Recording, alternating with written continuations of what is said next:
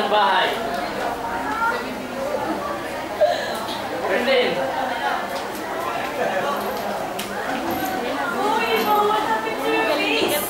Meds, I need some help here. Oh, yes, I'm fine.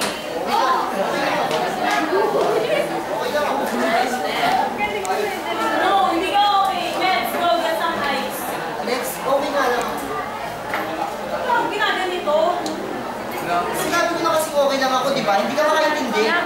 Since magpapag na tayo, hindi mo na ako na-appreciate. Alam mo ba yun? I'm exerting too much effort, Ibo. Too much effort and still it's useless. Okay, Alex. I'm sorry. I'm not in the mood today, okay? So, kailangan na sa akin ka muna bago mo narinig mo sasabihin ko. Alex, grow up! Hindi, Ibo, you grow up. Andito ako, I'm offering everything for you, but you're just rejecting me. Ano bang kulang? Ano ka ba? Walang kulang. Ano ba nangyayari sa'yo? Nagkabakas lang ako. Makariyak ka naman dyan. Yan. Yan ang problema sa'yo.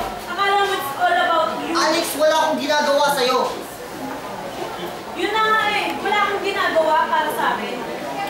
Sige nga. Ano ba gusto mo mangyari? Sabihin mo lahat. Para matigil lang to. Mahalin mo ko. Pero Alex, gusto ko yung sinasabi mo. Oh, please. Sorry, Alex.